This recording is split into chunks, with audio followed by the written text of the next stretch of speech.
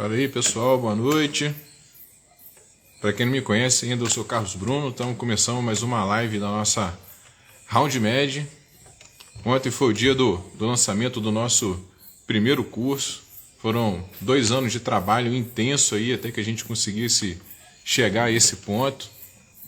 Foi um dia bastante conturbado para a gente. Tivemos algumas falhas, o Instagram caiu. Peço desculpa a galera que segue a gente pelo Instagram. Eu sei que a transmissão não ficou perfeita, o finalzinho caiu. Era um caso clínico bastante interessante, que foi trazido pelo Bruno Alvim. Eu estou transmitindo aqui ao vivo, tentando trocar o pneu do carro enquanto o carro está andando. Estou aqui em 2 transmissões simultâneas, Instagram e YouTube, mas priorizando o Instagram, que a gente tem a nossa maior base de seguidores. Estou aguardando meu grande amigo Rodrigo Badim, que é gastroenterologista e hepatologista, é um mestre aí do assunto. O nosso tema de hoje, então, é encefalopatia metabólica. Eu vou deixar aqui fixado para a gente, né? E é um assunto extremamente importante. Por quê? Porque encefalopatia metabólica é um achado muito frequente na nossa prática clínica. Essas especialidades podem cursar com encefalopatia metabólica. Então, a encefalopatia metabólica ela pode acontecer em doenças endócrinas, em doenças nefrológicas, doenças do trato gastrointestinal, como meu amigo Rodrigão vai falar aí, doenças primariamente neurológicas também, distúrbios alimentares, distúrbios nutricionais, o pessoal da nutrologia. Então, é um assunto bastante importante que a gente conheça e tem uma dificuldade com terminologia também. Todo mundo chama encefalopatia hepática de encefalopatia, mas em outras enfermidades as pessoas acabam chamando de estado confusional agudo, o que não é um termo errado, mas eu acho um termo muito aberto, pouco específico e acaba gerando confusão, né? Eu vejo pessoas confundirem também transtorno da linguagem, né, com paciente com estado confusional agudo, né, os pacientes afásicos, principalmente com afasia advérnica, afasia sensitiva. Então, gera muita confusão. Conhecer melhor sobre encefalopatia metabólica é fundamental para todo mundo, principalmente para quem trabalha em ambiente hospitalar, quem trabalha em hospital, internação, CTI. Bem-vindo aí, meu amigo Rodrigão. Fala aí, meu irmão. Boa noite, irmão. Irmãozão, boa noite, Tami, boa noite a todos. Só fixar o comentário ali, se você puder, de botar encefalopatia metabólica, não sei se você consegue. Deve ser possível, que a minha ignorância às vezes não...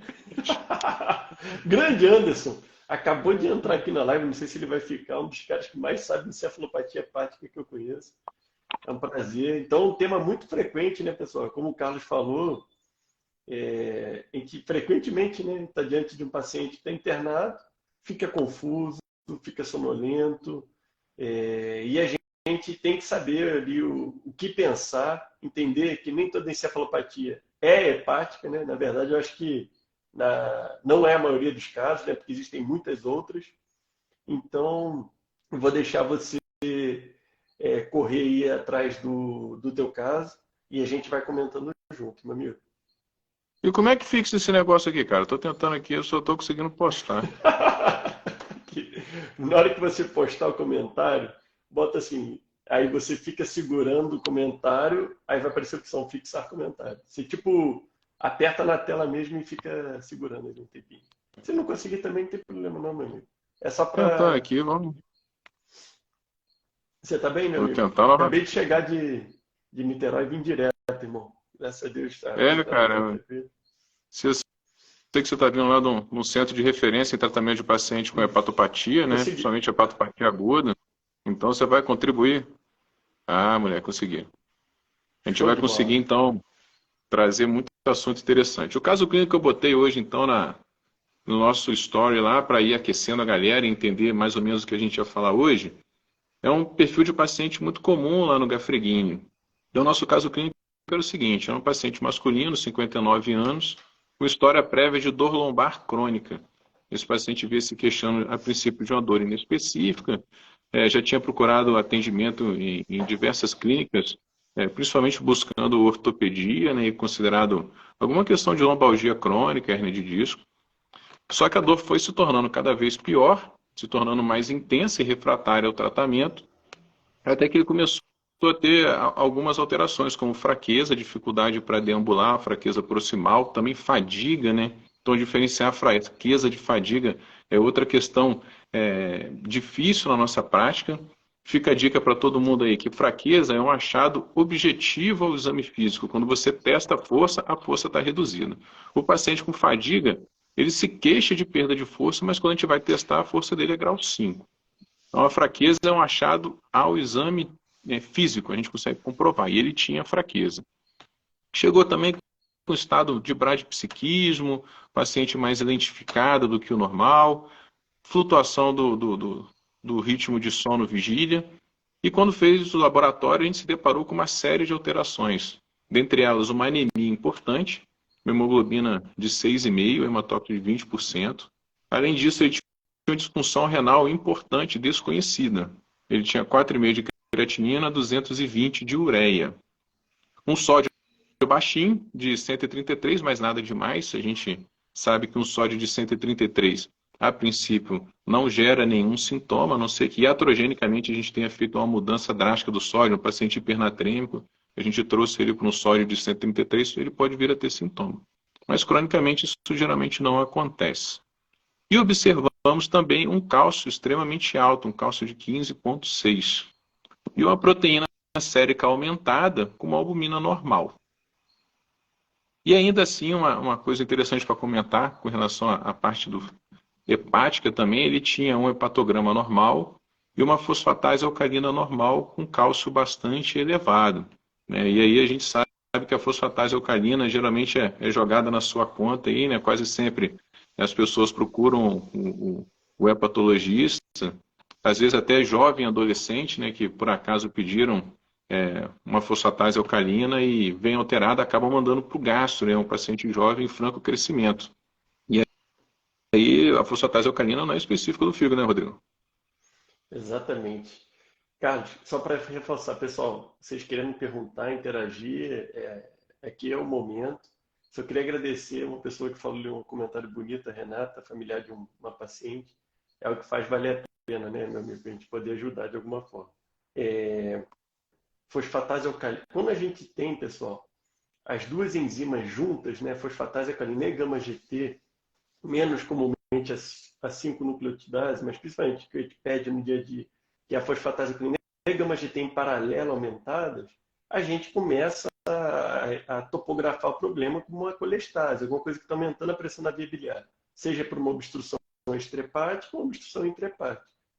Mas a gama-GT isolada é uma coisa, pode representar outras patologias, assim como a fosfatase alcalina aumentada de forma isolada. A fosfatase alcalina não é específica da via biliar. Ela pode estar presente, como o Carlos falou, por exemplo, em doenças do osso, ou simplesmente uma pessoa que tem fase de crescimento. Mas principalmente já na fase adulta, a gente vai pensar em doenças do osso. Alguma coisa que está aumentando o turnover ósseo ou lesão óssea propriamente dita. Outra situação que tem a fosfatase alcalina aumentada, de forma isolada, sem a gama-GT aumentada, é a mulher grávida, por exemplo. Existe a fosfatase alcalina placentária. Então, são dois outros grandes exemplos de que fosfatase alcalina aumentada não é igual à obstrução da via biliar.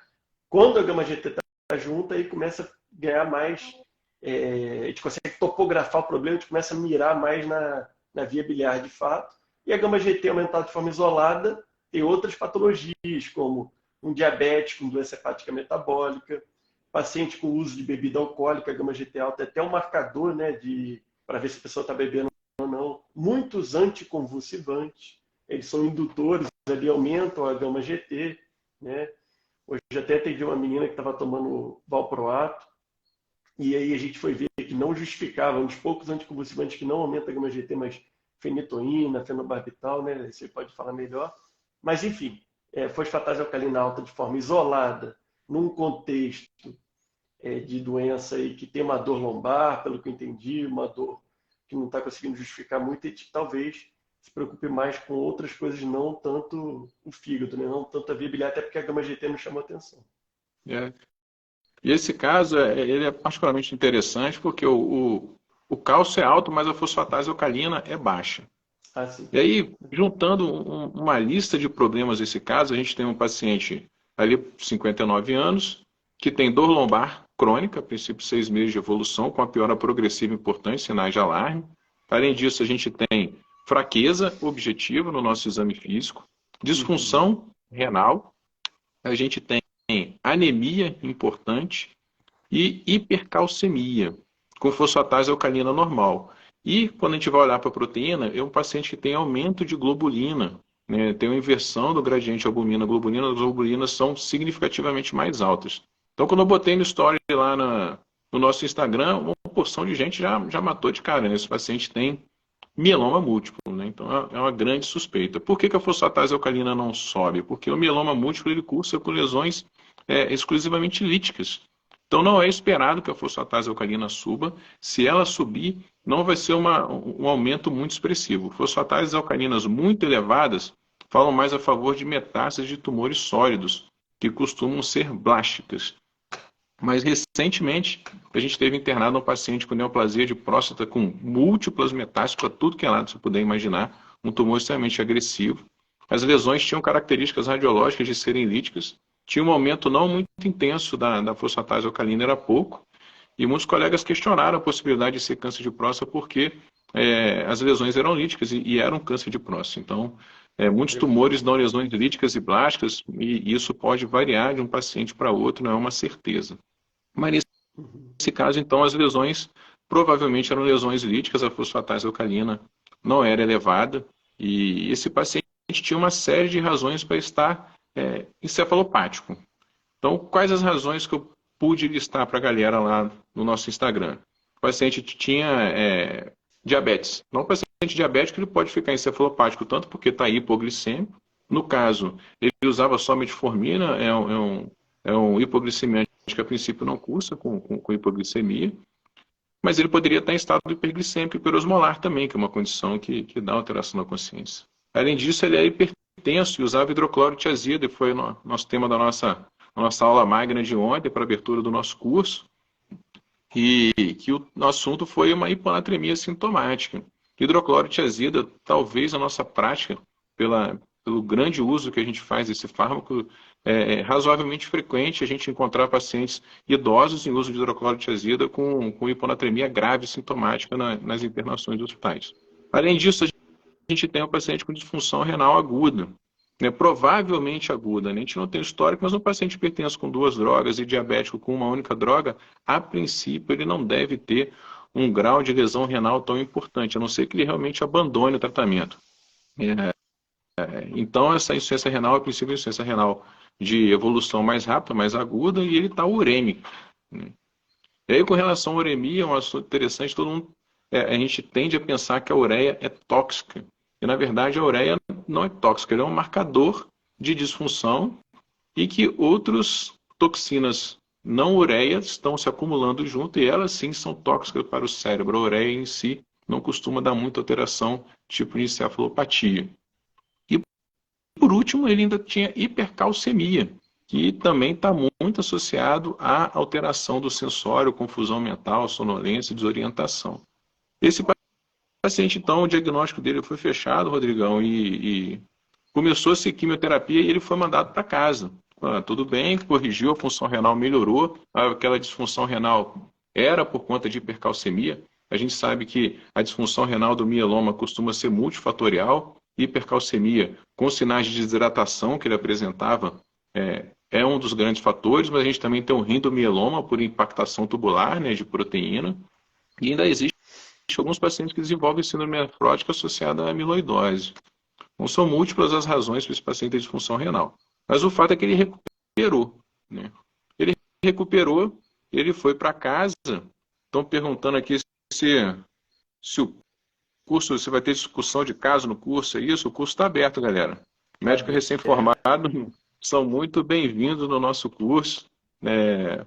Até, já que ele puxou o gancho aqui, foi uma grata surpresa que muitos alunos estão se interessando por fazer um curso. né? O nosso curso, a princípio, ele é um curso um pouco mais avançado, a gente discute coisas um pouco mais complexas, mas os alunos todos podem aproveitar também e a gente está estudando fazer um preço especial para quem for estudante, então faz contato com a gente aí que a gente vai tentar atender todo mundo. Mas o curso vai ser baseado em caso clínico, exatamente. E ele é voltado principalmente para o médico recém-formado, mas quem quiser se reciclar, já está há uns 10 anos aí, sem conseguir estudar muito, trabalhando muito, precisa de algo que já venha mastigadinho, também É, são pessoas que o, podem aproveitar bastante. o curso, pessoal, vai ser exatamente o que o Carlos falou, baseado na discussão de caso clínico, ao vivo com a gente. Esse eu acho que é o grande diferencial para te dividir casos que a gente viu, quebrou a cabeça. E aulas gravadas com professores de São Paulo, do Rio, nós, né, do grupo, atualizando sobre aquele tema e levando muito para a prática da vida real. Então, é um desenho que eu acho que ficou bem legal para fixar o conteúdo que a gente se dispôs a passar. Então, está aberto sim, quem quiser participar e achar que faz sentido se aprofundar no que a gente já faz aqui há algum tempo, é um grande prazer. Tá? Essa discussão de caso clínico E é um diferencial, né? Que a gente vai bater papo parecido com o que a gente está fazendo hoje, né? Um pouco mais estruturado, a live é mais amistosa, né? A gente informal, vai né? de uma forma mais amadora aí, vai batendo papo com a galera e brincando um bocado. Mas é divertido. Ricardo, posso só falar uma coisa? Olha, o caso que você trouxe é muito legal porque você consegue chegar no diagnóstico por diferentes caminhos, né? Seja investigando o paciente que está em estado confusional agudo, delírio ou encefalopatia metabólica, né? Como preferir, que te tem um passo a passo que ajuda muito a orientar um caminho que eu particularmente sempre tento fazer, que eu vou expor aqui, é, até pela lesão óssea, somado a uma anemia, a uma disfunção renal, e aí você vai correndo atrás, poxa, muita lesão óssea, que fosfatase clínica normal, como você bem ponderou, enfim.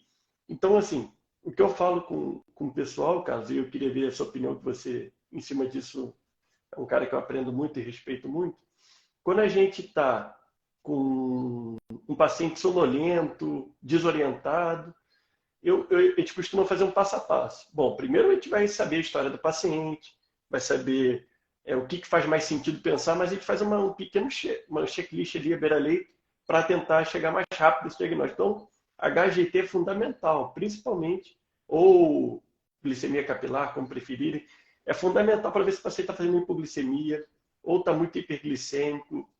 Os dois extremos justificam, muitas vezes, o paciente está com uma encefalopatia metabólica. Grande Hugo, radiologia intervencionista aí, esse daí ajuda a gente demais. A gente tô tentando namorar ele para ver se ele vem para Petrópolis aqui, mas vamos ver. E aí, então sempre vê o HGT do paciente, principalmente quem está no contexto de diabetes, usando insulina, enfim.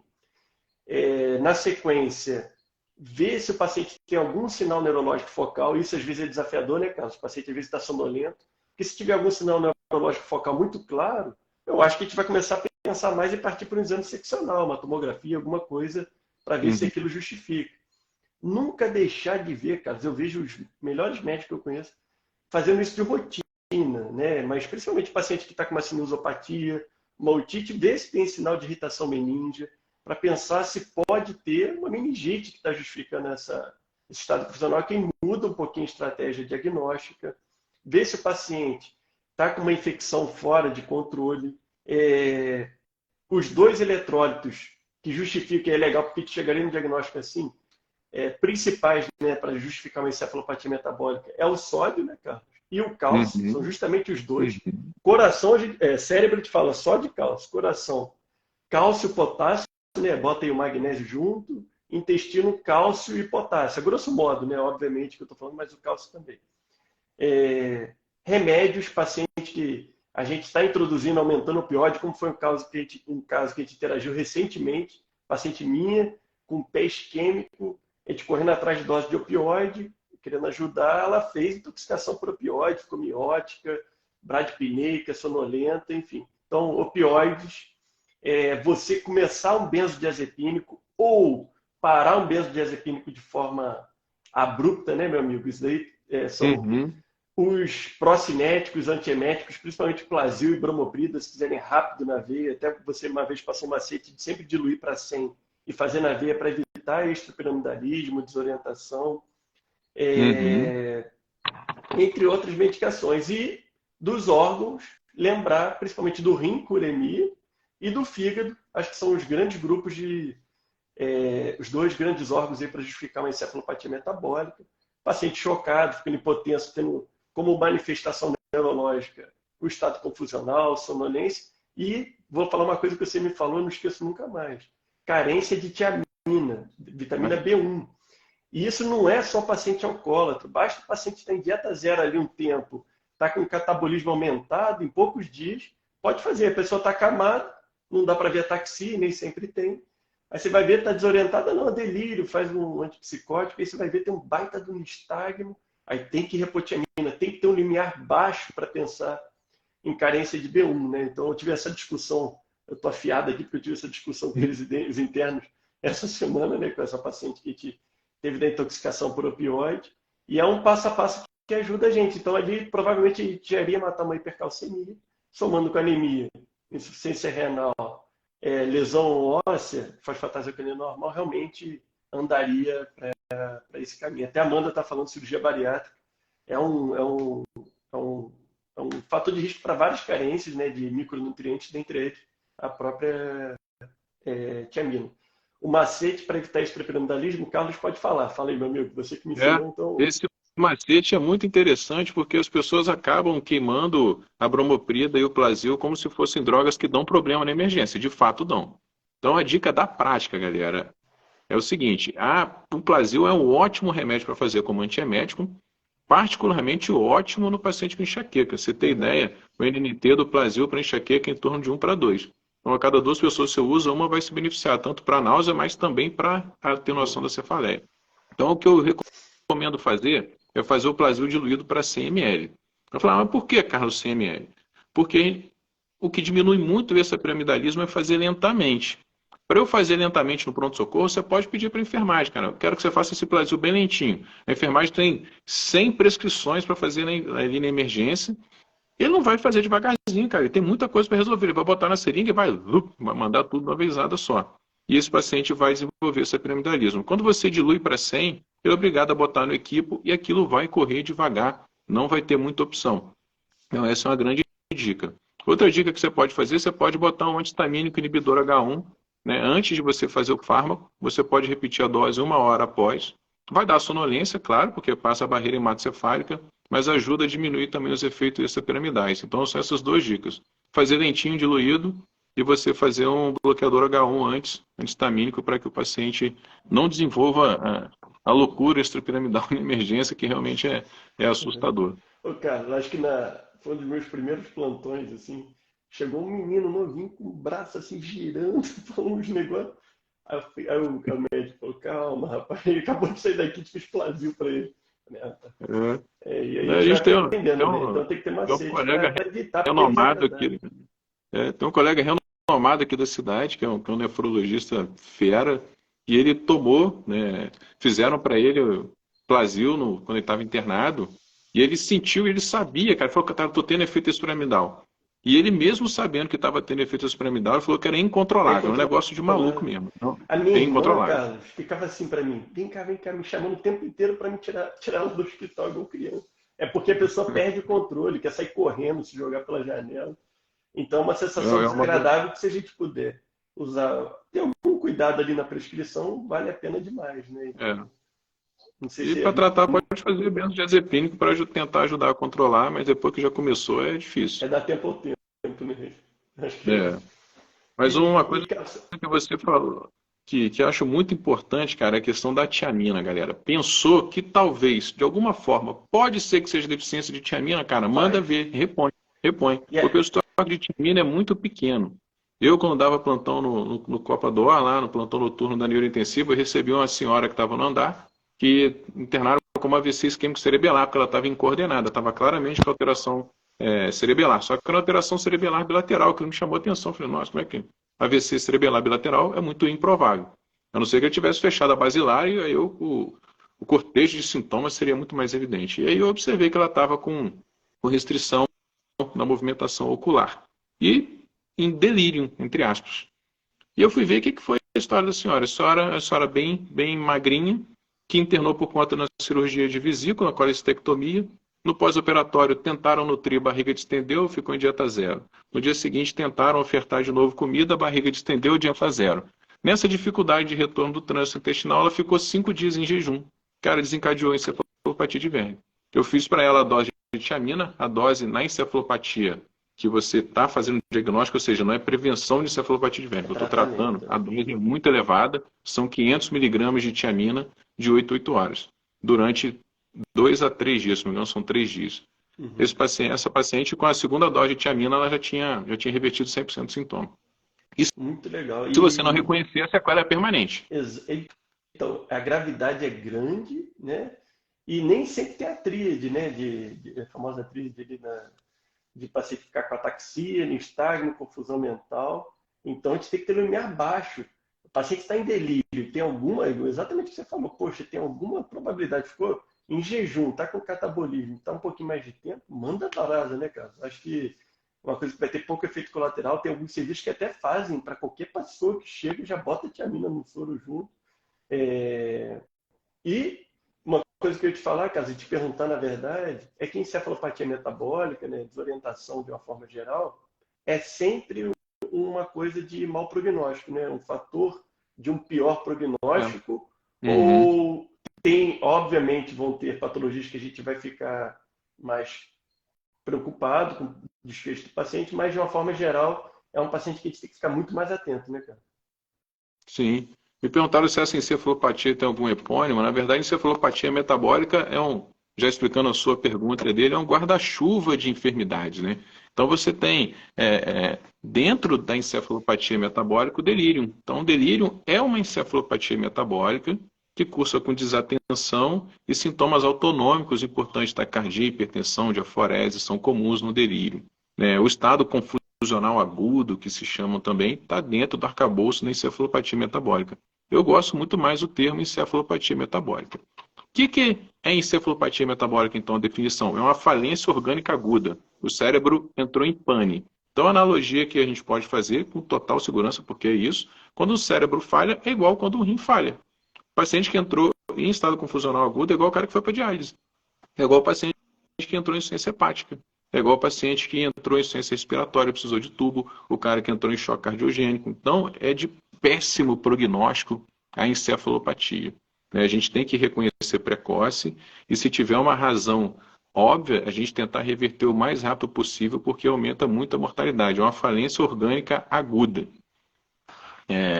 Então, o que ela é? Ela é uma falência orgânica aguda, porém não há dano estrutural cerebral. Você chamou muito bem a atenção. Não tem nenhum sinal de localização. Eu não consigo dizer aonde está o problema. Ele não é topografável, porque o cérebro inteiro entra em falência. Algumas vezes os pacientes podem ter sinais focais, mas não é comum. Esses sinais focais eles costumam ser migratórios quando ocorrem. Então você examina o paciente tem hemiparético, você volta depois, ele não está, ele está com outro sinal focal diferente. Isso não é compatível com uma lesão estrutural cerebral. É um dano metabólico. Como é que eu vou reconhecer esse paciente? Essa acho que é o grande gap que a gente tem no dia a dia. As pessoas simplesmente não reconhecem ou dizem que o paciente está desorientado e não atribuem a gravidade e o ímpeto que a gente tem em fazer o diagnóstico diferencial. O exame neurológico ele é muito rico, né? Então ele dá muitas informações para a gente. O exame neurológico ele tem que ser completo, não tem jeito, porque o que você falou é pura verdade. Se o exame neurológico tem sinal focal, esse paciente vai para o exame de imagem. Eu não vou ficar fosforilando com ele, deve ter algo estrutural grave acontecendo. Se não tem sinal focal, eu não preciso de exame de imagem, eu não preciso fazer tomografia desse paciente. E quais são os achados no exame neurológico que vão me sugerir uma encefalopatia aguda? Alteração da consciência. Alteração da consciência principalmente da atenção. O paciente não fica ali olhando você falar, ele muda de assunto e você não consegue ter um discurso coerente com ele. Existem ferramentas para a gente avaliar delírio na beira do leito, né? Tem um CAN-ICU, que muitas das vezes não é muito prático da gente usar, mas você pode fazer simples testes, como pedir para a pessoa falar os meses do ano de trás para frente. Não precisa ser uma pessoa letrada para poder fazer essa regressão. Para fazer essa regressão, a É pessoa verdade. precisa ter atenção, né? Então, é uma das informações que a gente pode tirar à beira-letra de que o paciente está desatento. Outra informação importante é a flutuação da consciência. O paciente passa de agitado para sonolento, para agitado para sonolento ao longo do dia. A inversão do padrão de sono-vigília é marcante também, principalmente nos seus pacientes com encefalopatia hepática. Daqui a pouco eu vou pedir para você comentar para a gente sobre especificamente esse tipo de encefalopatia. E no exame neurológico tem informações muito valiosas. Quais são elas? A ausência de sinal de localização e o paciente fazendo mioclonia. Cara, a mioclonia é muito frequente na encefalopatia. O que é a mioclonia? É o movimento mais rápido que um grupamento muscular pode fazer. Então são mioclonias aleatórias também, elas não são rítmicas. E acontecem em vários lugares do corpo, principalmente musculatura proximal. Então quando eu vou passando na enfermaria lá do Gafre, vou olhando, eu olho para o paciente e vejo ele fazendo os movimentozinhos de um lado para o outro, está em encefalopatia. E aí eu vou procurar. A imensa maioria está usando alguma medicação, ou está com algum distúrbio eletrolítico, ou disfunção renal, e eu consigo localizar simplesmente olhando o movimento dele na beira-leito na passagem. Muito legal. Essa daí eu não sabia da mioclonia, assim. Tipo, muito É bom. bastante frequente. Algumas enfermidades mais do que outras. Se não me falha a memória, encefalopatia hepática não costuma dar muita mioclonia, Uhum. mas nas tóxicas metabólicas, principalmente por fármaco, é muito frequente. Outro que é comum é tremor, que algumas das vezes é confundido até com ataxia, porque é um tremor grosseiro, né? As pessoas fazem prova dedo nariz e veem o paciente decompor muito por tremor, acabam confundindo com ataxia, né? Então é outra coisa que pode acontecer também. Outro sintoma importante é exacerbação dos reflexos, mas a exacerbação dos reflexos, ela é uma exacerbação generalizada. Ela não é num único grupamento, então é não localizatório. Assim como o Babinski bilateral. Babinski bilateral você deve encontrar nos seus pacientes também com Sim. certa frequência. Hiperreflexia e Babinski bilateral, com certeza. Babinski bilateral. Às vezes clonos também, bilateral. Mas como eu estou dizendo, é tudo bilateral. Se é tudo bilateral, ele é não localizatório. Então é uma disfunção, né, generalizada do cérebro. Então, a partir desses achados gerais de hiperexcitação e ausência de localização, flutuação da consciência, a gente vai poder dizer que esse cérebro falhou, está em falência, né? Aí eu te pedi para você falar um pouquinho para a gente, cara, de um perfil de paciente que eu acho extremamente complexo, que é o paciente com encefalopatia hepática aguda, que é um tipo de paciente extremamente grave. Uhum. Uhum. Cara, só para a grande pergunta que eu brinco com os internos, assim, quando a gente está vendo uma pessoa que está na dúvida ali, em relação a se está confuso, se não está, que eu até ri na hora que você falou de falar de dezembro, do último mês para o primeiro, tem falar, às vezes as pessoas se confundem um pouco, mas realmente dá para fazer, mas, poxa, você perguntou onde a pessoa está e ela não sabe, isso daí para mim eu acho que é o principal marco que a pessoa está desorientada, porque, poxa, para a pessoa não saber que está no hospital, a coisa não tá legal, né? Aí você tem que partir para tentar entender aquilo ali, se é uma encefalopatia metabólica ou alguma outra coisa. É, Em relação já que você só. puxou essa deixa aí também, antes disso, no último plantão agora, semana passada eu atendi um senhor muito gente boa, um senhor educado, muito tranquilo. Nesse último plantão agora, durante a madrugada, ele ficou extremamente agitado, taquicárdico, hipertenso pra caramba, achando que iam matar ele. Vão me matar, aquele cara tá ali, começou a ter alucinação, achando que e não adiantava você explicar para ele que estava tudo tranquilo, pô, estamos aqui contigo, estamos te protegendo, ninguém vai te pegar aqui no hospital. E ele ficou com esses sintomas, esse discurso recorrente, né, de perseguição, de assassínio. Então, isso é algo comum também na encefalopatia metabólica, distúrbios psíquicos, né, que, dentro do contexto de uma disfunção orgânica, não pode ser considerado um distúrbio psiquiátrico. Então, são sintomas psicóticos, de perseguição transitórios, né? Perfeito, meu amigo, perfeito. Bom, tem alguns exemplos aqui para dar sobre isso, mas eu não vou me postergar, eu vou responder a tua pergunta. É, enfim, o fígado, né? Quando você está diante de um fígado crônico, que a pessoa começa a desorientar, é um mecanismo fisiopatológico um pouquinho diferente de quando é um fígado previamente sadio, e que alguma coisa ali agrediu de forma muito intensa, seja uma infecção por vírus da hepatite B, que é uma coisa que a gente vê, uma hepatite autoimune, uma hepatite medicamentosa, muitos medicamentos podem cursar uma hepatite grave a tal ponto da pessoa evoluir com disfunção do fígado e acabar culminando com encefalopatia, que é o que a gente acabaria classificando o paciente como uma hepatite fulminante, né? Então, é aquele paciente que internou com as transaminases muito altas, não tem estigmas de hepatopatia crônica, ou seja, no exame de imagem não tem um fígado ali com aspecto de fígado doente, aumento do lobo esquerdo irregular, aumento do baço, não tem nada disso. Não tem eritema palmar, não tem telangiectasia, não tem histórico prévio de doença do fígado, né? Plaqueta boa. Então é aquele paciente que chega porque está nauseado, está vomitando ou por qualquer outro motivo que seja.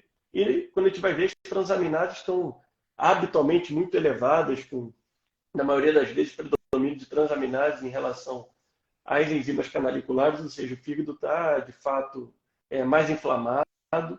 E isso pode inflamar a tal ponto que ele deixe de produzir e metabolizar muitas coisas. E isso pode liberar, de uma certa forma, no sangue, substâncias que vão fazer edema cerebral. Então, o mecanismo da pessoa com hepatite aguda, onde o fígado vai ser ocupado de fazer encefalopatia metabólica, é um pouquinho diferente do crônico. Enquanto o crônico vão ser muito mais importantes as medidas para te abaixar a amônia com lactulose, rifaximina, tratar um shunt grande, no agudo, é um paciente que o que a gente tem que ficar muito atento, e é o que vai matar o paciente, é a hipertensão intracraniana por edema cerebral. Então, é um paciente que, poxa, você está acompanhando uma hepatite, teve que internar, hepatite A, por exemplo, que teve recentemente. A pessoa estava com icterícia, MR alargando, ou seja, as provas de função do fígado piorando. Estava no momento ali um pouquinho de mais estresse e, de repente, começou a ter o famoso flapping, né? Aquela mioclonia negativa, que a pessoa perde o tônus e tenta recuperar, faz aquele movimento de grande amplitude, baixa frequência. Então, é um paciente que te tem que alocar no CTI, é um paciente que te tem que transferir para um centro de transplante, já ficar atento, que é o que muda, né? Se a coisa pegar mesmo. E ficar atento com sinais de hipertensão intracraniana. Lá a gente consegue monitorar o paciente, a gente consegue fazer ultrassom do nervo óptico para tentar ver se tem algum sinal de hipertensão intracraniana previamente. Ficar em cima ali no HGT, porque é o paciente que pode fazer hipoglicemia, enfim. Então, a hipertensão intracraniana, meu amigo. Então, medidas ali invasivas e não invasivas, inicialmente não invasivas, para tratamento da hipertensão intracraniana, até conseguir o tratamento definitivo, que é o transplante. Não sei se foi isso que você me perguntou, mas eu vou aproveitar antes de você complementar, irmão. Perguntaram do paracetamol se é um dos medicamentos mais hepatotóxicos. No mundo inteiro, é o remédio mais culpado nas hepatites fulminantes e causas de transplante. Porém, ele é dose dependente, ou seja, ele é previsível. Se a pessoa tomar esse remédio numa dose correta, não vai ter nada. Se a pessoa tomar numa dose muito alta, principalmente acima de 12 gramas, dose única, que já é uma dose muito, muito alta, é previsível que aquela pessoa vai ter uma hepatite grave. Infelizmente, isso é utilizado de uma forma para tentativas de autoextermínio, isso tudo, então por isso que se torna tão frequente. Porém, é previsível. Se vocês tomarem numa dose correta, em bula, né, não vai ter grandes problemas. Diferentemente do clavulin, por exemplo, a amoxicilina clavulanato, que é o segundo remédio mais culpado de transplante hepático para hepatite fulminante, porque ele pode fazer uma hepatite ali com ductopenia grave. Mas não é comum também, tá, pessoal? Não precisa ficar estressado com isso, mas a gente usa tanto, né? Eu acho que é 1 para cada 15 mil pessoas que a gente expõe ao clavulanato pode evoluir com hepatite mais grave. É o que a gente chama de idiosincrase, porque mesmo na dose correta, de uma forma desproporcional, pode fazer isso. Antes de responder o Fernando, você quer complementar, irmão? Que eu vou anotar a pergunta dele aqui. Não, na verdade, responde a pergunta do Fernando aí, porque eu vou continuar na encefalopatia hepática, porque é um tema que é muito interessante para todo mundo que está assistindo a gente. Beleza, irmão. E eu acho que vale a pena a gente bater mais, mas eu ainda vou trazer muita coisa, cara. Essa live vai esticar, se prepare aí. Então, Fernando é nosso irmão. Na hepatite A, pode recidivar icterícia? Discuti um caso com o hepatologista, ele disse que sim, é isso mesmo. No caso que ele discutiu foi comigo, né? Então, é, pode sim. Na verdade, hepatite A, na maioria das vezes, é um quadro autolimitado. A pessoa vai ficar bem, independentemente do que a gente faça. Porém, no adulto, principalmente no adulto acima de 50 anos, pode fazer hepatites agudas mais graves, sendo que 1% pode fazer o que eu e o Carlos estamos falando, que é uma insuficiência hepática grave, fulminante e ter que transplantar. No centro onde eu trabalho, em Niterói, tiveram, se eu não me engano, posso estar errando, mas 2 transplantes por hepatite A, para vocês verem o que acontece. Mas, na maior parte das vezes, vai ser autolimitado e vai ter um curso que vai melhorar ali com 4 semanas, 8 semanas a icterícia. Porém, existe uma forma que a gente chama de relapsante. É aquele paciente que pode ficar fazendo aumento de bilirrubina, queda de bilirrubina. Isso por meses. E essa forma, ela estressa muito o paciente, o médico assistente, porque, poxa, a coisa não anda para frente. Você começa a ficar preocupado por muito tempo de icterícia. Melhora, piora, melhora, piora. Então, isso estressa todo mundo, a gente começa a pensar em outros diagnósticos, mas a hepatite A pode ter essa forma assim, relapsante. A única notícia boa é que a hepatite A ela não cronifica, então ou ela vai fulminar e vai ser muito grave, vai ter que transplantar, ou ela vai melhorar, ou ela vai fazer alguma forma típica. Uma delas é relapsante, que demora mais para a pessoa melhorar o quadro de base, mas na verdade só vai acompanhar clinicamente. Uma ressalva é, pessoa com hepatite A, que está com bilirrubina alta por mais de 6 meses, é um corte para a gente tem que investigar se a hepatite A serviu de gatilho para abrir uma hepatite autoimune, então convém pedir os marcadores de autoimunidade. Mas hepatite A, se não fulminar, que é mais comum no adulto, apesar de ser raro, ela vai ter uma evolução benigna, mesmo que mais arrastada. Pode mandar abraço, irmão. Tem outra pergunta aqui. Tá, cara. Com relação ainda à encefalopatia hepática, também é uma dúvida que a gente estava conversando com os residentes lá essa semana, é se o paciente ele pode ter encefalopatia hepática sendo um paciente com um child muito baixo, com poucos sinais de dano hepático. Por exemplo, o protótipo, o nosso paciente com esquistossomose. Se é possível ele ter uma encefalopatia hepática significativa, mesmo com albumina normal, bilirrubina pouco ou quase nada alterado. Então, paciente compensado, né? Aquele paciente que tem uma albumina boa, o NR bom, uma bilirrubina boa, pode ter encefalopatia? A resposta já te adianto que sim. A esquistossomose é uma doença que ela é pré-sinusoidal inicialmente, mas a gente sabe que com o tempo ela pode evoluir com o fígado, com cirrose sim, principalmente aqueles pacientes que sangram.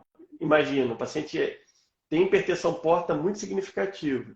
Então ele depende muito mais do fluxo da artéria hepática. A pessoa ficou hipotensa, o fígado vai sofrer mais, a própria esquistossomose com o tempo pode fazer hepatopatia crônica. Mas mesmo que seja outra etiologia, vamos lá, paciente com vírus C, infecção crônica, tem cirrose, mas totalmente compensado. A pessoa está bem. Pode ter encefalopatia? Pode. E aí, quando tem, a gente tem que ficar muito atento a uma coisa que nós chamamos de shunt. É uma comunicação do sistema porta que está sob pressão com o sistema cava. Por exemplo, um shunt que a gente vê às vezes na tomografia, na ressonância ou até no ultrassom com Doppler, entre a veia renal esquerda e as veias esplênica. A veia esplênica está com tanta pressão, porque a esplênica vai acabar na porta, que ela acha um caminho próximo, e a renal está próxima, então o sangue bypassa o fígado. O sangue que vem do intestino pelas mesentéricas, que vai formar a porta, para fazer o metabolismo de primeira passagem, evitar, entre outras coisas, a encefalopatia, vai bypassar e vai deixar desproporcional a encefalopatia ou disfunção hepática. Então isso é muito legal. Isso é o que a gente quer passar. É o que está inapropriado para aquele paciente. Poxa, ele é cirrótico, mas está tendo encefalopatia com tudo bom, não tem ascite. Albumina lá nas alturas. Bilirrubina boa, NR bom. Poxa, se está tão desproporcional, a gente vai correr atrás de algum shunt. Outra descompensação que está desproporcional. O cara é compensadão, ou a mulher com muita ascite. Poxa, isso acende uma luz que talvez tenha alguma outra disfunção orgânica, tipo uma insuficiência cardíaca, uma insuficiência renal, que está fazendo a ascite ser desproporcional entre as outras descompensações do fígado. Isso é muito legal. Etiologia por álcool, por exemplo, inflama mais a região centrolobular, às vezes a paciente tem uma ascite gigantesca, mas não tem tanta disfunção sintética. Então, esses detalhes são muito interessantes. Então, esse teu paciente, por exemplo, está extremamente compensado com uma forma desproporcional de encefalopatia, talvez caiba a gente correr atrás de shunt calibrose pelo próprio exame de imagem seccional. Pô, muito bom, irmão. Esses pacientes agudos, né, eles são sempre um desafio, porque eles evoluem com edema cerebral grave, né? Até 80% dos pacientes desenvolvem edema cerebral grave. E os reflexos de tronco, eles não são alterados em encefalopatia. O paciente pode ter alguma pequena alteração pupilar, uma pupila mais miótica. Agora, a abolição de reflexo de tronco não acontece nas encefalopatias, a não ser que esteja evoluindo para quadros graves com edema cerebral, que é o protótipo, né, da hepatite aguda, como você falou.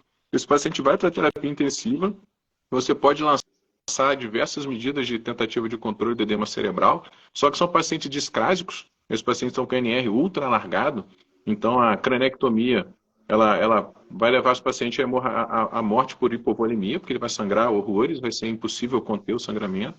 Geralmente é implantado o catéter de monitorização da pressão intracraniana, geralmente se opta pelo intraparenquimatoso, porque ele é um capilarzinho, ele é fininho. Então você tem um risco de hemorragia muito menor do que um catéter de derivação, por exemplo, DVE. Você não vai botar porque a chance de ter hemorragia é muito grave. Então você pode confirmar isso para mim, mas o único jeito de reverter a evolução fatal é transplantar o fígado, certo? Quando o paciente chega nesse estágio fulminante, tanto é que quando chega nesse estágio, ele é o que a gente chama de vaga zero. O primeiro fígado que sair do tipo sanguíneo compatível ali, que seja aceitável, vai para aquela pessoa. É uma urgência, né? Uma emergência. A pessoa está morrendo e o fígado está extremamente inflamado. Está liberando uma série de citocinas que começa a ficar hipotenso, fazer disfunção outras orgânicas, enfim. Então é um quadro ali que infelizmente tem uma gravidade muito grande. Então fiquem atentos, pessoal. Se vocês tiverem um paciente com hepatite, a primeira coisa que vocês vão fazer é pedir MR, bilirrubina, albumina. Se isso já estiver alterado, albumina baixa, MR alargado, bilirrubina alta, fiquem muito atentos se esse paciente não está evoluindo com uma piora laboratorial, para a gente já encaminhar para o centro de transplante, ou fazendo algum grau de encefalopatia. Às vezes é uma coisa muito tênue, tá? Encefalopatia é um negócio que você tem que pesquisar. Teve uma vez que a gente entrou no quarto, um rapaz com hepatite B aguda, conversando normalmente, ele com a mãe, um rapaz com um nível intelectual alto, conversando normalmente. Aí a gente até nem tinha se atentado, porque a conversa foi tão fluida, né?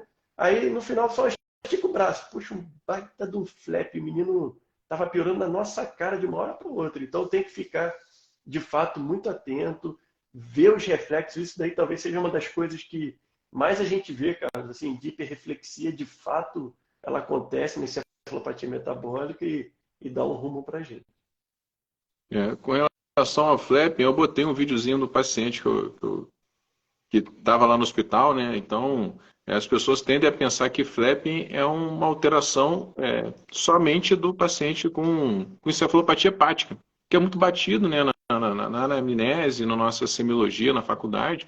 Mas o flapping ele vai acontecer em quase toda a condição metabólica que interfira com tônus, né? Então, o flapping é a incapacidade do paciente de manter um tônus contínuo. Quem não teve a oportunidade de ver, dá uma olhadinha lá nos nossos stories que tem o videozinho do paciente.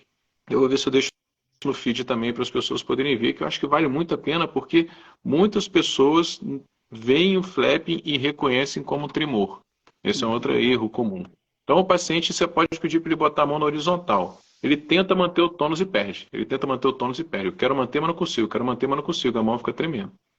E um outro teste semiótico também que as pessoas fazem com muita frequência, que é empurrar a mão do paciente para que você sensibilize o flapping. Na verdade, você não precisa fazer uma grande extensão da mão. Você precisa mostrar ao paciente que você quer com que ele mantenha o tônus, além do antigravitacional, que é na horizontal, ele mantenha o tônus ainda maior.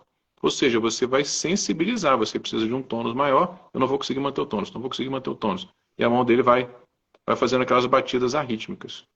Uma outra questão também com relação a essa manobra que as pessoas têm que tomar cuidado é na hora de você evocar a extensão maior, você mostrar que a partir desse momento você empurrar demais. Empurrar e sustentar a mão. Quando você empurra e sustenta, se o paciente tiver lesão de primeiro neurônio motor, ele vai desencadear o clônus inesgotável. E a pessoa pode confundir aquilo com flapping, não é? Porque o flapping das encefalopatias são geralmente bilaterais, né? E o clônus geralmente é unilateral, mas nem encefalopatia pode acontecer. E flap, às vezes, que você vê de longe, né, cara? Às vezes não é nem a mão, às vezes a pessoa tá com movimento repetido, não tá tentando sentar ali, tá com a cabeça mexendo, a perna, a língua. E vou te falar, encefalopatia metabólica, mas agora focando na hepática, rapaz, ele já viu de tudo que é jeito que você imaginar, até mimetizando o sinal neurológico focal. Óbvio que isso é muito menos frequente, né? Mas pode acontecer. Então, paciente cirrótico com alteração neurológica não vai fazer mal a gente fazer medidas para baixar a amônia, até como teste terapêutico. Fazer lactulose, clister, eventualmente rifaximina, onde tiver, enfim.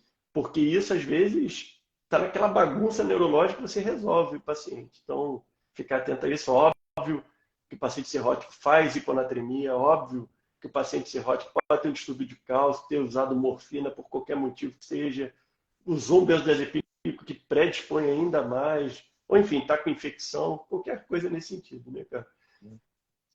Essa questão da prática é muito interessante, né? Porque a gente tem que valorizar muito os médicos que já têm cabecinha branca, né? A gente está começando a ter os cabelinhos brancos, né, fazendo 15 anos de formado, e a gente já vê tantas vezes a mesma coisa que você começa a ver manifestações muito diferentes da mesma situação, né? Então, isso que a gente quer passar no nosso curso, que é a experiência que a gente já viu da repetição de ver casos como esse. Uma questão da prática muito curiosa que você falou, essa da cabeça, né, que realmente acontece, vai ter uma do ombro, que muitas vezes me chamam para achando que o paciente está tendo crise convulsiva, porque o paciente está deitado numa posição onde o ombro está querendo cair. O paciente tenta corrigir, aí ele fica fazendo movimentos repetitivos com o ombro. É verdade. Né? Já viu, né? Já viu. Só que é um movimento arrítmico. E aí me chamam achando que o paciente está tendo uma crise convulsiva. Algumas vezes já até identalizaram o paciente, né? Ou seja, botou mais um problema, né? Porque é uma droga que dá muito encefalopatia também. Mas aí o que a gente faz para poder saber se aquilo é uma crise convulsiva ou não? Crise convulsiva é um movimento ativo. O flap é um movimento passivo. Ele está tentando manter o tônus e não consegue. Então você apoia o ombro da pessoa. Ela conseguiu não fazer mais força, ele some. Ele desaparece. Muito então legal. essa é a grande dica para ajudar a diferenciar de uma crise convulsiva para um movimento de ombro, por uma questão metabólica, qualquer que seja. Muito bom, Carlos. Perfeito. Perfeito, meu amigo. Então, Posso fazer uma pergunta aqui só para, antes de você prosseguir? Paciente muito sarcopênico, pode fazer um movimento parecido com o flap pela própria fraqueza, assim, de alguma forma? Pode, não pode? Pode ser uma coisa que dificulta um pouco nessa interpretação. Pode. O paciente é muito miopático, ele pode ter decomposição do movimento, né? Assim como o paciente que fez um AVC agudo.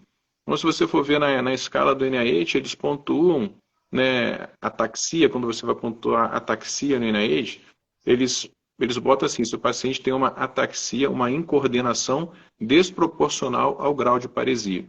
Então, o paciente faz um AVC isquêmico e tem uma força ali entre grau 2 e 3, ele vai tentar fazer o melhor dele, ele vai tentar levantar a mão. Aí ele fica tentando fazer o máximo da força e vai decompondo, né? Então, isso acontece, né? Então, ele tem que ser proporcional. Aí é uma questão mais de você habituar a ver mesmo, você consegue tentar jogar essa proporcionalidade com relação à força. O paciente muito sarcopênico pode estar fraco, o paciente miopático por outras razões, né? E acabar confundindo. Mas esse paciente, ele recebeu alta, né, como eu botei na história do caso clínico lá, então é um caso clínico real. Ele foi para casa, começou a quimioterapia para o mieloma, que geralmente não é uma quimioterapia extremamente pesada, mas ele evoluiu com uma infecção. Ele voltou com tosse produtiva, queda do estado geral, febre, e novamente com uma prostração importante, né? E disfunção renal. Nesse caso, a disfunção renal dele a gente atribuiu mais ao quadro séptico. E queria lembrar para todo mundo aqui que sepse é a principal causa de encefalopatia aguda na nossa prática, né? Então, o paciente que está ali em delírio, que a gente batiza ele de delírio, né, saibam que aquilo é uma encefalopatia metabólica, aquilo é uma falência orgânica. Então, esse paciente já entrou com um órgão falido, né? Que você já bem lembrou para a gente aqui, é um critério de pior prognóstico, de maior mortalidade. E aí esse paciente, como ele teve uma internação recente, né, começaram para ele cefepime, que é um ótimo fármaco, né? Cefepime é uma droga com cobertura para pseudomonas, uma cefalosporina quarta geração, e que tem bastante penetração no sistema nervoso central. Então é uma droga apropriada para o contexto, a gente queria cobrir pseudomonas para ele. E assim foi feito, e depois de 48 horas, esse paciente piorou muito a condição neurológica dele. O paciente ficou muito mais sonolento, francamente encefalopático, com mioclonias difusas, dessa que a gente passa no corredor e vê que o paciente estava com mioclonia. E aí eu abri para o pessoal, assim, por que será que esse paciente agora desenvolveu encefalopatia? Então você, quando explanou nas condições, né, não esperava menos o doutor Rodrigo, que falou de diversas questões. Então você falou de distúrbio nutricional, falou da deficiência de tiamina, distúrbio hidroeletrolítico, que marcou muito bem a questão do sódio e cálcio, que são os dois que mais influenciam. O magnésio e o fósforo em menor grau também podem, mas na nossa prática no dia a dia, a hipofosfatemia grave é mais comum em doente crítico, e os distúrbios de magnésio também não costumam ser tão graves a ponto de alterar o sensório. Você falou de disfunção renal, disfunção hepática, e falou também de medicamento, né? E medicamentos são uma série deles que podem cursar com encefalopatia. Aí eu abri a pergunta para o pessoal por que será que esse paciente evoluiu com encefalopatia agora? Aí o nosso grande amigo, seguidor aí, Feldman, já cravou já de cara qual era o diagnóstico, né? Esse paciente ele desenvolveu uma encefalopatia tóxica por cefepime, né? A neurotoxicidade do cefepime, que ainda é pouco pensado pela gente, né? Não sei se quando a gente trabalhava junto aqui em Petrópolis, a professora Denise Marangoni, que é um ícone da infectologia do Brasil, né, que é uma pessoa sensacional, que eu admiro muito, e ela achava ruim comigo que eu implicava muito com o cefepime, né? Mas é porque eu acabava vendo as complicações do cefepime, então eu também tinha um viés de seleção. Concordo com a professora que eu talvez exagere um pouco. Mas o cefepime, cara, ele é uma medicação extremamente tóxica, num cenário bastante específico que a gente vai encontrar na nossa prática. Quais são os pacientes mais sujeitos à toxicidade pelo cefepime? É o paciente idoso, exatamente. Ruim do rim. Ruim do rim, exatamente. E com história prévia de distúrbio neurológico. Então essa tríade, cara, é uma tríade terrível para você usar cefepime. Ah, Carlos, mas eu quero usar cefepime. Beleza, você pode usar o cefepime, mas você tem que tomar cuidado, né? Para conversar que hoje, andei até dando uma revisadinha aqui que a gente tem para hoje com relação a essa recomendação. Não tem muitas questões de segurança que a gente possa fazer com relação à prevenção. A gente deve evitar se possível. Se por acaso for impossível, eu estou no hospital onde eu preciso cobrir pseudomonas e eu não tenho piperacilina, tazobactam, não tenho carbapenema, por falta de estoque, qualquer razão que seja, é um fármaco que claro que a gente vai usar. Mas a gente deve sempre lembrar de usar a dose correta, né? A dose de 2 gramas de 8 horas é para pacientes extremamente graves ou pacientes com enfermidades do sistema nervoso central, né? Então é uma dose elevada. Então dose elevada está associada à toxicidade por razões óbvias, né? Você falou paciente idoso com disfunção renal, porque o paciente idoso ele já tem a taxa de filtração glomerular reduzida, né? E o paciente mesmo que é jovem com disfunção renal, o cefepime vai se acumular. A gente tem que estar atento para sempre corrigir a dose de medicamento, galera. Isso aí faz parte do nosso bundle de cuidado da prescrição. Botou remédio na prescrição, olha a função renal, checa em vários aplicativos que são disponíveis se aquele fármaco necessariamente precisa ser corrigido. A gente não pode esquecer de jeito nenhum. E a gente tentar evitar no paciente que seja previamente com um dano neurológico importante. Então, o paciente previamente epilético, paciente com passagem de TCE grave, alguma encefalopatia crônica da infância, a gente deve evitar o uso de cefepime. Se a gente tiver uma única condição, a gente pode até usar. Se a gente tiver combinação de pelo menos 2 desses fatores, eu recomendo que a gente não use a não ser se for muito necessário. Porque a toxicidade cefepime é extremamente grave, né? Geralmente ela se desenvolve ali entre 2 e 4 dias após o início do fármaco por uma questão de acúmulo. No paciente renal e no paciente que está com algum distúrbio grave, geralmente infectado, que está acidótico, a barreira hematocefálica geralmente ela é mais permeável no paciente séptico, mesmo que a infecção não seja no sistema nervoso central. Então a taxa de passagem do fármaco no sistema nervoso central aumenta. Então, você ter ideia, o cefepime cruza em torno de 10% da dose total para dentro do sistema nervoso central. No paciente que está com insuficiência renal e com infecção, essa taxa pode chegar a 45%. Então, a intoxicação ela se torna muito mais rápida. E uma vez instalada a toxicidade, demora aí pelo menos umas 48 horas para esse paciente sair da intoxicação se você suspender o fármaco, né? Então, a gente tem que estar muito atento, porque ele pode se manifestar basicamente de duas formas. Ou uma encefalopatia, como a que a gente falou, alteração da consciência, mioclonia, tremor, flapping, hiperreflexia, clonus Babinski bilateral, ou ele pode se manifestar como status epiléticos. Então, os status epiléticos é o paciente mais grave, né? É um status de difícil controle. A gente vai sim fazer o tratamento com anticonvulsivante, a gente vai botar uma nova droga, mas não adianta dar anticonvulsivante se não tirar o agressor também. Então tem que fazer as duas coisas.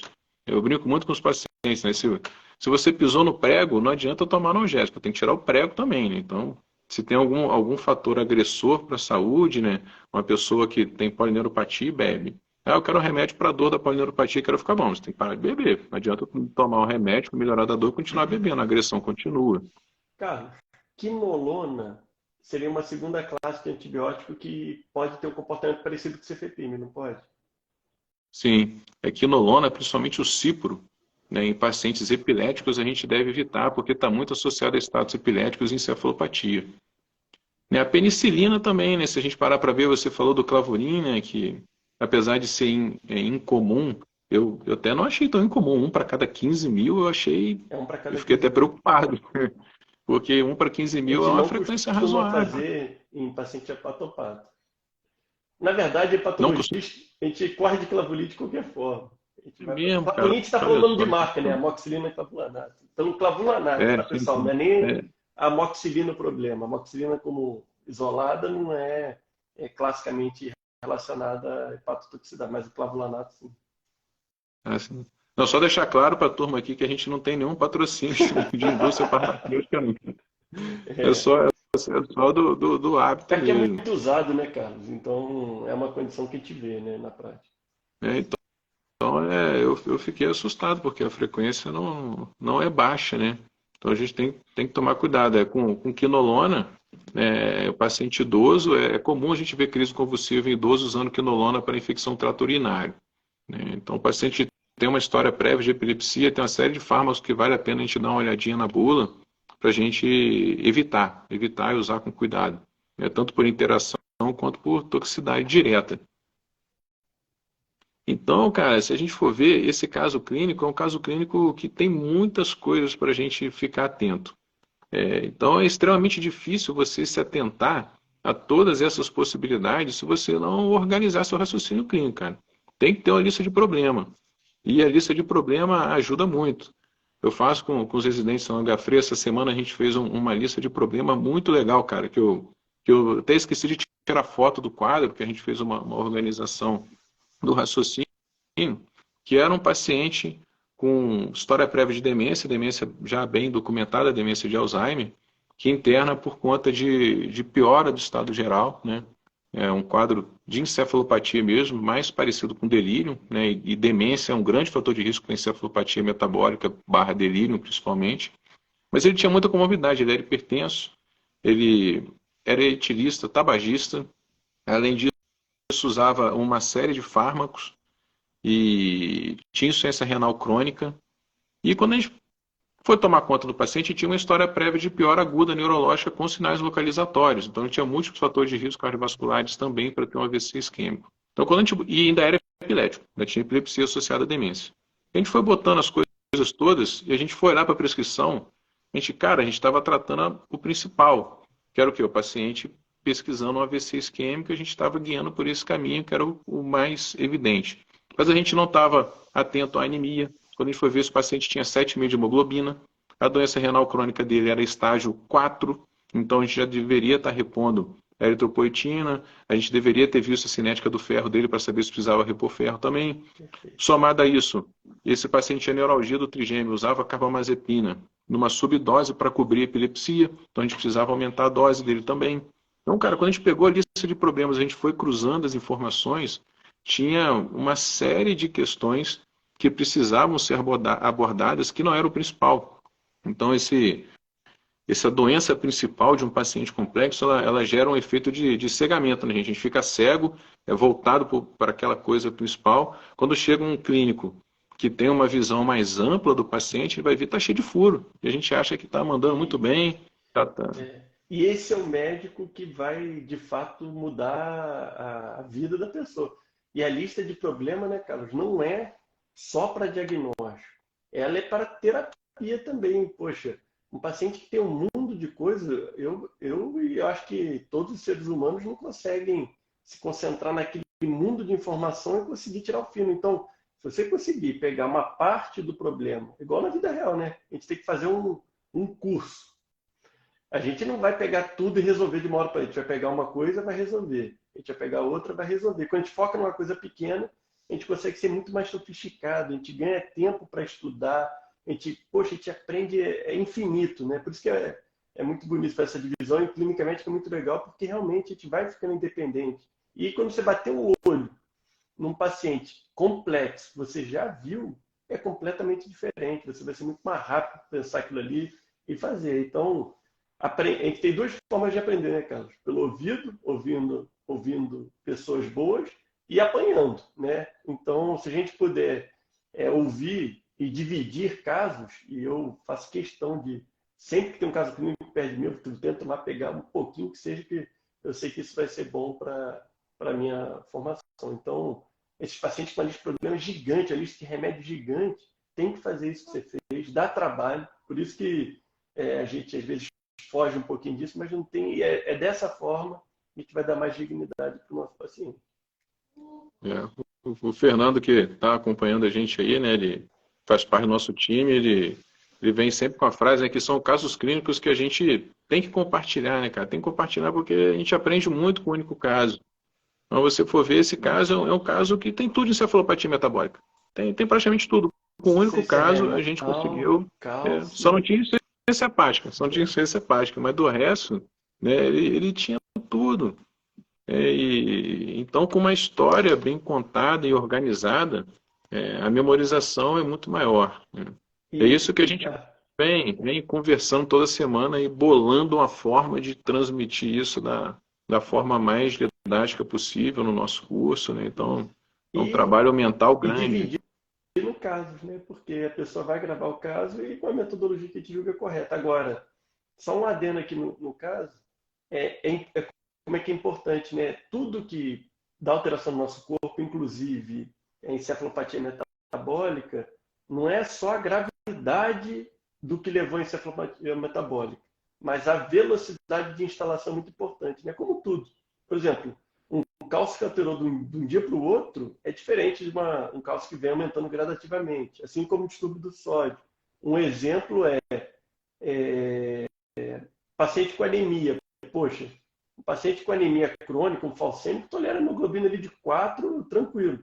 Agora, um paciente que não tem anemia, vai de 13 para 8 de hemoglobina de um dia para o outro, porque hemolizou, por exemplo, é um paciente que fica muito mais sintomático. Então, é legal porque quando a gente começa a ver que inapropriado, a gente começa a pegar velocidade de instalação, a gente começa a pensar nas coisas mais prováveis, encaixa aquilo ali no diagnóstico sindrômico, e isso é a clínica que tem que ser boa, porque é muito legal, não tem como, se vocês quiserem organizar a coisa, fica muito legal, fica muito leve, né, meu? E outra coisa importante também do assunto, que o exame complementar, ele é muito mais importante do ponto de vista laboratorial para fechar nessas hipóteses, do que um exame mais complicado. Então você bem falou, cara, exame de imagem muitas das vezes não é apropriado. O mesmo vale para o eletroencefalograma. O eletroencefalograma geralmente é eletroencefalograma inespecífico, com onda lenta, onda teta, muitas das vezes não é organizado em crise. Então, a gente só vai pedir o eletroencefalograma quando a gente achar que o seu paciente está em status epilético não convulsivo, né? Ou quando a gente achar que ele está em status epiléticos franco, né? Claro, obviamente. Mas é um exame que muitas das vezes a gente é capaz de abrir mão, porque uma vez que a gente identifica a causa da encefalopatia, e a gente imediatamente tome as medidas para reverter aquela condição que está gerando a disfunção neuronal aguda, o cérebro vai se reorganizar e a gente não vai precisar fazer nenhuma medicação, nenhuma estratégia que não reverter a causa básica, que é o principal. Perfeito, irmão. Eu acho que é isso. Encefalopatia, tome cuidado, que nem sempre ela é tão evidente quanto a gente está falando, né? Por exemplo, a encefalopatia hepática, ela pode ser o que a gente chama de encefalopatia mínima, que é a paciente que a gente não consegue, pelo exame físico e pela história, captar muito, mas a gente já sabe que é a paciente tem um reflexo menor. Então, a gente tem estratégias para dar esse diagnóstico, a gente pode discutir isso mais para frente, porque isso já pode fazer eu ser mais incisivo e precoce no tratamento. Eu posso orientar o paciente a não se expor a atividades que dependam de movimento rápido, como dirigir, pilotar uma máquina de grande energia, enfim. Então, é isso, pessoal. Então, tem que ter um limiar Reconhecer o baixo. estado. Pode falar, É. pode falar. Tem que ter um Não, limiar isso que eu ia baixo para falar. pensar. Esse limiar baixo é muito importante e você ali refinar a partir de uma percepção fina, né? Por exemplo, paciente com insuficiência renal, que você vai indicar diálise, né? O paciente que está encefalopático e está urêmico, né? Então, isso é uma determinação para que a gente vai indicar diálise para ele, a gente não vai tentar levar mais um tratamento conservador. Então, você saber que ele já está encefalopático vai te impelir a tomar uma estratégia em mais curto prazo. E lembrando também que o paciente que você dialisa, a encefalopatia urêmica, ela não reverte rápido, ela demora pelo menos 48 a 72 horas para melhorar. E uma informação importante, se vocês prestarem atenção, o nefrologista, geralmente, quando bota o paciente em diálise porque está urêmico, ele dialisa pouco no começo, né? Ele dialisa pouco, por quê? Porque a ureia é um osmol, né? O Bruno estava falando exatamente isso ontem, exatamente. Ela tem capacidade osmótica. Se você bota na máquina, você pega e lava aquele osmol todo e os outros não dosáveis, né? A tonicidade do soro vai diminuir muito, a tendência vai ser o quê? Um desbalanço de líquido do soro para dentro do interstício, que está cheio ainda dessas substâncias com ação osmolar. Então, os pacientes podem desenvolver edema cerebral e piora a encefalopatia se você se exceder na diálise. Então, não implica com o nefrologista, quando ele dá uma dialisadinha de 2 horas no primeiro dia, que o clínico fica doido. Não, 2 horas, cara, dialisa mais. 2 horas é suficiente para lavar o potássio, que é o que pode matar o paciente. E esse paciente tinha um potássio e melhorar e acidose. Essas duas coisas que vão melhorar rápido. Exatamente, que a gente vai melhorar com tempo curto de diálise. As outras questões precisam de mais diálise, mas elas não são emergenciais. Você vai fragmentando essa diálise ao longo do tempo. É uma questão importante da prática também, não implicar com o nefrologista, porque ele sabe o que está fazendo. E o que você falou é muito legal. A partir do momento que a gente entende que uma encefalopatia metabólica é uma pane cerebral, né, uma insuficiência cerebral, e você fez uma analogia muito legal na diálise no rim, na insuficiência hepática, aumenta a bilirrubina, enfim. Então, a gente tem que entender que é uma coisa que a gente tem que identificar o fator agressor e melhorar logo, né? Eu acho legal essa... O paciente chocou, ficou hipotenso, algumas coisas vão sofrer. Na pele, o que a gente vai ver vai ser livedo, vai ser palidez, enchimento identificado. No sistema nervoso central vai ser encefalopatia metabólica, confusão. No coração você pode ter um débito cardíaco reduzido por conta da má perfusão. Você vai agir ali no fígado, na área que é menos irrigada, que é a região centro-lobular, fazendo hepatite isquêmica, transaminase lá nas alturas. No rim, mais na parte medular, né, onde são as partes terminais ali das artérias renais. Então, cada órgão vai sofrer de uma forma, e a gente entendendo que o cérebro sofre e se manifesta dessa forma, acende uma luz, porque às vezes eu vejo a gente vendo um paciente assim, que está desorientado e vamos embora. Ah, não, está tudo bem. Não, pessoal, acende uma luz vermelha e vai correr atrás. É infecção? O que é? Alguma coisa está errada ali com aquele paciente e a gente tem que intervir. Ainda tem. Então, se eu for ver a encefalopatia, né, acho que pode ser que algumas pessoas tenham olhado e tenham achado que não é interessante, achando que isso é um assunto de neuro, né? Isso é um assunto de clínica médica geral. Isso é de todo dia. Doutora Amanda Bicudo, minha esposa que estava acompanhando aí, que é endocrinologista, Se eu não puxar a sardinha também vai zangar comigo. Então a gente falou de distúrbio da glicose, mas a gente tem também o paciente que faz insuficiência adrenal aguda. Né? Tem o paciente que o Bruno falou ontem da adrenalite autoimune, condições que vão lesar a adrenal agudamente. Essas são condições incomuns, mas é muito comum o cara ir lá na farmácia comprar um corticoidezinho para tomar porque está com dor na junta e às vezes depois desenvolver hipocortisolismo porque ele fez supressão do eixo. Isso é muito mais Aí frequente. para de Esse paciente repente. e pode chegar hipoglicêmico, você achar que é só hipoglicemia, corrige a hipoglicemia, o cara continua encefalopático, insuficiência adrenal. Outra condição endocrinológica também que cursa com encefalopatia são as doenças da tireoide. Tanto o hipertireoidismo quanto o hipotireoidismo podem cursar com encefalopatia. O hipotireoidismo é mais frequente, né? Mas o hipertireoidismo eu já vi uma tempestade tireotóxica, paciente evoluindo com encefalopatia e status epilético, cara, convulsivo. Então também é uma outra enfermidade. Tem um outro órgão também que a gente não comentou, mas que também é bem óbvio, todo mundo já viu, que é o paciente com distúrbio pulmonar. Então, o paciente hipoxêmico, ele vai ficar encefalopático, né? Então aquele cara que está desorientado, tentando arrancar tudo, máscara de VNI antes da intubação. E o paciente DPOC com carbonarcose também, que é um paciente que está acostumado a ficar com um certo grau de hipoxemia, interna no hospital, passa alguém lá, mete o dedão no oxigênio e bota o cara para saturar 100%. A gente sabe que o centro ventilatório dele é insensível ao CO2, né? Fala, irmão, pode falar. Não, é que você está falando, é uma dica de ouro que o pessoal da Pneumo, lá do Antônio Pedro, puxou nossa orelha, porque um paciente de DPOC, hipoxêmico crônico, tinha baqueteamento digital, tinha gás, hipoxemia, retentor de CO2, e ele tinha que fazer nebulização, porque não tinha muita coisa ali como broncodilatador, e para você nebulizar e fazer partícula inalável, né, que haja na via aérea baixa, você tem que botar um fluxo alto de ar, Uhum. né?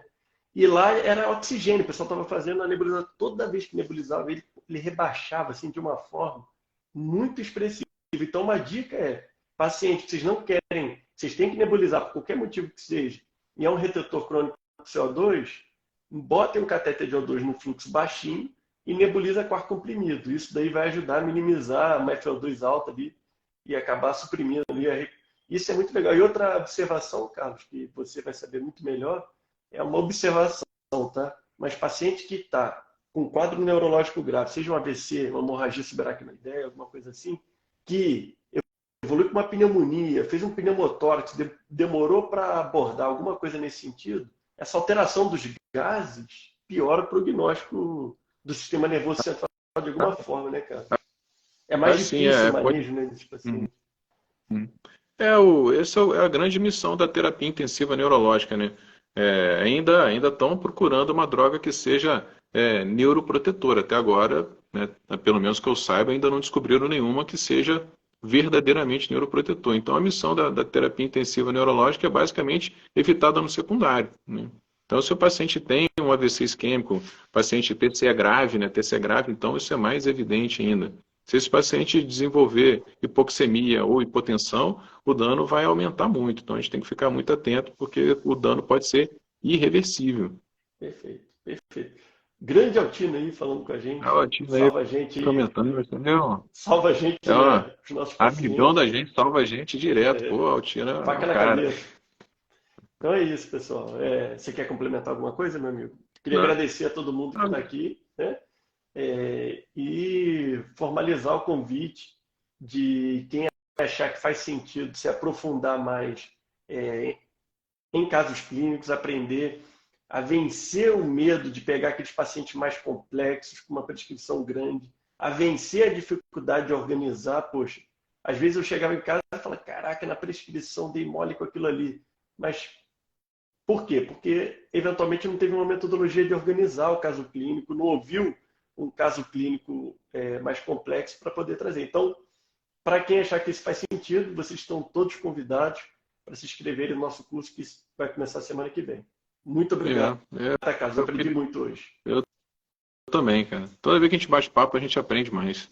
E eu queria passar para a galera também a motivação, né, da gente fazer isso, porque na verdade sempre foi um desejo viver de ensino, né?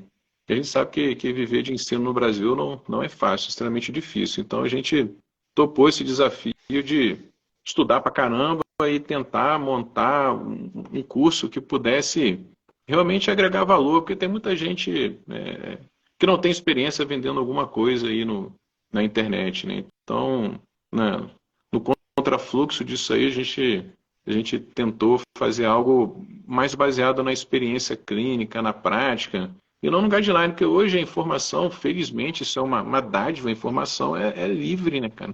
Você vai conversar com uns professores, tinha um professor do Gafre que era genial, né? O professor Omar da Rosa Santos. E eu conheci um professor da Gastro aí da UF, quando eu estava aí, que era muito amigo dele. Eles trabalhavam juntos no plantão. E aí um dia o professor Omar chegou lá e falou para ele: eu comprei um carro.